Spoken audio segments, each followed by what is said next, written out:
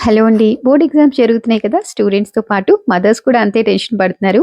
మా ఇంట్లో కూడా సేమ్ అదే పరిస్థితి. బట్ ఈ టైంలో మన రోల్ ఏంటి అంటే ప్రెషర్ ఇవ్వకుండా సపోర్టివ్‌గా ఉండాలి.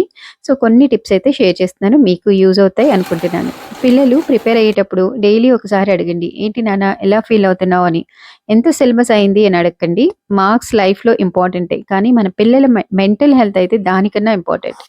నెక్స్ట్ కంపారిజన్ ఎప్పుడు చేయకండి. పక్కింటి అబ్బాయికి 95% వచ్చింది అని చెప్పడంతో వాళ్ళ కాన్ఫిడెన్స్ తగ్గిపోతుంది. ప్రతి child journey different.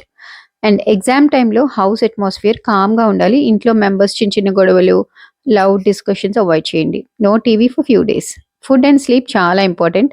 Light healthy food ఇవ్వండి. లైక్ ఫ్రూట్స్, మకాని, ఆల్మండ్స్ అలాంటివన్నమాట. అండ్ డీహైడ్రేట్ అవ్వకుండా చూసుకోండి. లైక్ వాటర్ ఎక్కువగా ఇవ్వాలి. జ్యూసెస్ ఇస్తూ ఉండాలి. లేట్ నైట్ స్టడీ వద్దు అని చెప్పండి. స్లీప్ బ్రెయిన్‌కి రీచార్జ్ అనమాట. సో, ప్రాపర్ 7 అవర్స్ స్లీప్ అయితే చాలా చాలా important.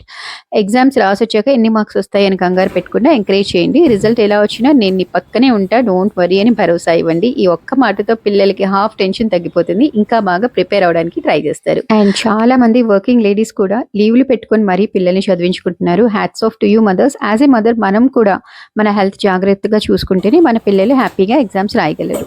So, wishing you all good luck for your exams.